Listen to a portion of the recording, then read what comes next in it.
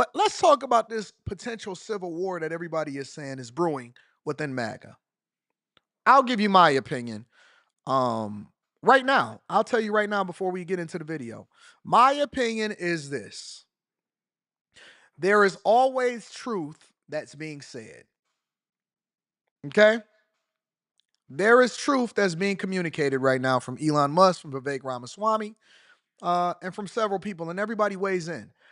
Where people get it wrong is that they think that just because you are Republican or conservative, that you are supposed to agree 100% of the time. And we don't. The same way that you and your family don't agree 100% of the time. We don't agree. And the Millionaire Morning Show, or the people that follow me, everybody don't always agree, which is one of the reasons why I always say, let people rock out as long as they are not overly disrespectful inside of the chat. I don't want to operate in an echo chamber. I want to meet everybody that got a difference of opinion. You are MAGA, and for example, we may have similar sentiments when it comes to business or conservative values or views, but I may not agree with your lifestyle when it comes to the fact that you might be a little sassy. You can be a conservative, sassy man, right? I may not necessarily care for your lifestyle as far as you keep walking away from every man that you have sex with and have a kid with. You got 4 baby daddies, but you can have conservative values when it comes to reproductive rights, and that's why you got 4 kids. And so we need to have a different conversation about you closing your legs. MAGA or Republican or conservatives, we're not supposed to all agree. The way that we've progressed so fast versus what you look at on the liberal side is that we embrace the idea that we all have differences of opinions or perspectives or socioeconomic statuses or whatever. The fundamentals are there. The details of how you accomplish certain things is what we fight about. And so when people want you to fall out, I think that it's just liberals and people that's on the liberal side or really voted for Kamala Harris that just want us all to hate each other, but they don't believe in true conversation. They don't believe in debates. They don't believe in going back and forth. They don't believe in solving problems by hard conversations. That's the reality of it. And so when you see people that say, "Oh, I think he gonna do this," no, there's no indication of that whatsoever at all. Everything is great. And this is how we're going to solve a lot of problems, is having honest conversations. Let's get into it. With big questions about the future of immigration policy in this country as we prepare to bear down on some pretty important debates when it comes to border security. What about the other side of the story? When we talk about comprehensive immigration reform, it does include things like actual legal immigration, work visas, even dreamers, as they're called. The deal that was struck in the Senate that never did become law earlier this year didn't acknowledge any of them. And now we've got a serious debate underway, certainly on social media, involving Elon Musk, Vivek Ramaswamy, and the MAGA world when it comes to the use of work visas, which both Musk and Ramaswamy would like to see enhanced, reformed, and a move that could be at odds with Donald Trump's approach, or the so-called MAGA approach to border security and immigration. That's where we start with our signature panel. Joining us this Friday, Rick Davis and Jeannie Shanzano, Bloomberg Politics contributors. She is political science professor at Iona University. Rick is partner at Stone Court Capital, are Democrat and Republican, respectively. It's great to see you both. Happy Friday. Welcome back to Bloomberg TV and radio. Rick, I want to start with you here, knowing how much time you spent working in the aim to find comprehensive immigration reform in your time spent in the U.S. Senate with John McCain. Of course, we went through this again with George Bush. And we talked about this over the course of this last year, that we were only getting to one part of the story here, and that's border security. This is a messy debate underway right now, and frankly, there's some pretty off-color and racist commentary on social media that we don't need to get into on this program, but I wonder if there's a silver lining in that it expands the debate over immigration to include a lot more people. Rick, what do you think? And before Rick starts talking, I do agree that there is a lot of racist conversations. Everything comes back down to race, and we're going to get into that in the next segment of the show, because I seen the CNN panel and them talking about race. But just because you guys are passionate, arguing your points, and you have disagreements, it doesn't mean that you're against each other. I'll give you an example. I got my homegirl Mika in the chat right now. Me and Mika disagree about a lot of things, especially around Drake and Nicki Minaj. Last night we had some spirited debates where Mika had a difference of opinion. I had a difference of opinion, but when me and Mika link up and we get on the phone or we start talking about stuff, Mika is my baby. That is the love of my life. She can do no wrong in my eyes, but when it comes to having spirited debates, she comes from a completely different background or she's experienced life differently than I have. And so we talk about that and we disagree and we fight and we act like, you know what I'm saying, brother and sister. But at the end of the day, that is my baby girl, and there's nothing that you can say about it. The same thing with Q, same thing with Carrie. You've seen me argue with all of them. Quentin can do no wrong in my eyes, and neither can Slimmy. But the point is that we all family and we all working together to build this thing and to build this greatness. And the first thing that Mika will call me and say is, "Hey, is everything good? Is how are you doing today? Is do you need anything from me? I want to add more value into your life." We go at it all the time, back and forth, disagreement. Mika, why you don't like Rock Nation? Drake is better than this person. Mika say, no, Nicki Minaj is the greatest of all time. And then we be loving each other right after that. Just because you disagree don't mean that y'all hate each other, and y'all got to learn how to communicate more effectively. I just don't think that most people are comfortable enough to have those conversations. And so y'all so busy trying to fit in instead of just actually being authentically yourself. And that's why don't nobody trust you. Let's continue. Yeah, it sure sounds like we're headed to a comprehensive immigration reform proposal from the Trump administration, shocking as Wow. it may be. And I Somebody think says, shouldn't your wife be the love of your life? No, your wife is the love of my life. I don't have the same problems as y'all. we've exposed the underbelly of this whole debate. I mean, it was very simple all during the campaign, just to talk about the border, lock down the border needs to be Right. secure. And 60-70% of the American public agreed with that. Now we're starting to see all kinds of other related issues, which includes dreamers. We had a conversation about that earlier in the week and what's happening with them, and detention facilities. But now we've hit probably the biggest return on investment for any immigration plan you could have, which is H-1Bs. 38,000 smart people who come to the United States in various capacities. It's not just tech. Who create a lot of value for our country, and an overwhelming large number of them become citizens. So it's amazing to me that nobody thought this was going to be an issue when you had the tech bros come into the aid of the Trump campaign with money and technology, and didn't think that they weren't going to have this number one thing on their platter.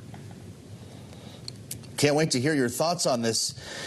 Jeannie, knowing, of course, that we wouldn't have Elon Musk likely in the U.S. if it weren't for the H-1B program. I believe Jensen Huang, the force behind NVIDIA, same claim. Vivek Ramaswamy tweets, normalcy doesn't cut it in hyper-competitive global market for technical talent. And if we pretend like it does, we'll have our blank handed to us by China. Is he right? Elon Musk and Vivek Ramaswamy, and quite frankly, Donald Trump on the campaign trail on this issue are absolutely right. I loved the fact, by the way, that Vivek Ramaswamy decided to venture into things like Boy Meets World and Urkel and, Somebody says it's all about cheap labor. Absolutely not. Absolutely not. I 100% disagree with you. Has nothing to do with cheap labor whatsoever. If you understand what the true cost is to have somebody on an H-1B visa working for you within a technological field, then you would know that it's not about cheap labor at all. As a matter of fact, tech companies and companies that are trying to build on a research and development and develop new products are willing to spend exponentially more um, on most of the workers that they have working for them than the products themselves. They put more into research and development than they do into the actual products. So that is unequivocally that's just false. It's just absolutely false. But guess what? I think that when people realizes that America is not the only country in the world, and it's so many more people than the 350 million people that live in the United States of America versus the other 8.5 billion that lives in the world, when they realize that the world is so much bigger than them, that they go and visit other countries and the innovation that happens, man, look, the only thing at this point, in my opinion, personally, that is saving the United States of America is the fact that we have regulation preventing other countries from taking our lunch. If you've seen some of the technological advancements and some of the things that they are using in their own countries and how things operate and the cultural differences and norms and the type of phones that they got and the type of robots that they using and the type of technology that they got over there, man, I'm telling you, bro, the only thing that is saving the United States of America right now is the fact that we control the market when it comes to money, finances, and we are regulating who can and who can't participate in the United States of America. Because the minute that they was, if it was truly free reign, and thank God that it's not free reign because it's not free reign over in their country, so you can justify regulating how they operate in your country. But I'm telling you, go over to the UAE and see what the hell they got going on over there. Go over there to China and see what. Go to Japan. Go to Japan. Go to Tokyo and see how they moving over there. For whatever reason, y'all think that y'all smarter than them. You're not. You're not. The world been caught up to what we got going on technologically. The world been caught on to what we got going on technologically. So if you think that y'all really need to travel. Honestly, y'all genuinely need to travel. I'm telling you, you really need to get out of your comfort zone. Because if you've seen some of the stuff that was going on in some of these places, it's insane. And I ain't talking about on the internet, I'm talking about in real life.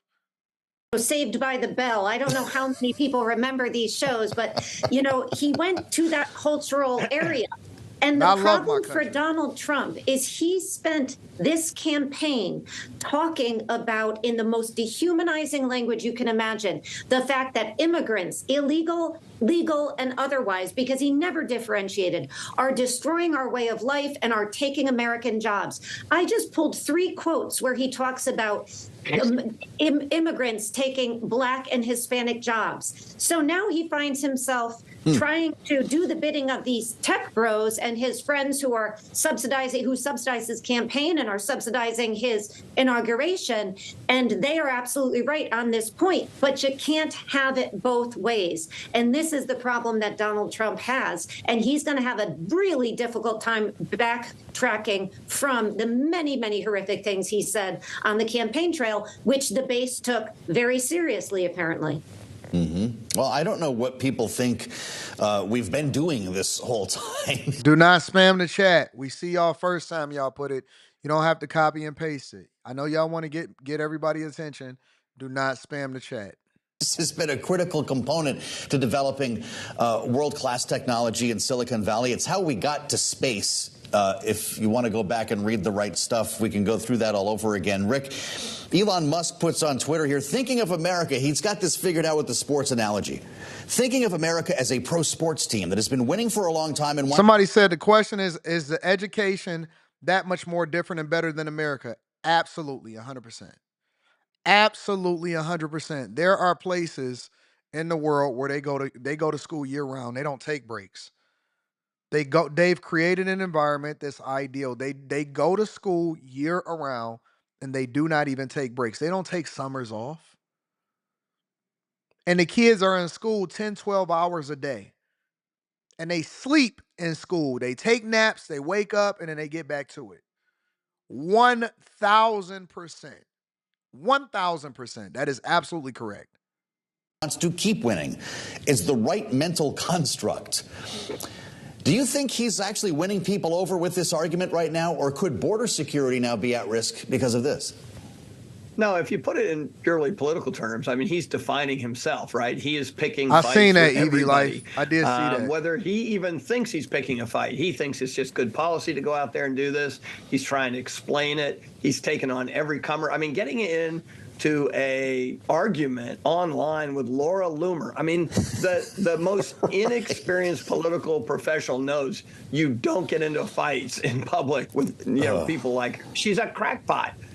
She's a racist, and yet he seems to give her elevation when he addresses it. So, I think that Elon Musk is going to learn the hard way in his experience in Washington as a public servant now, and maybe to just hold his fire on a few things. I mean, I'm sure by New Year's we'll be talking about the big argument between Elon Musk and Robert Kennedy over Ozempic. I mean, yeah, I don't think that it's a civil war within MAGA. I think that it's a civil war within a culture.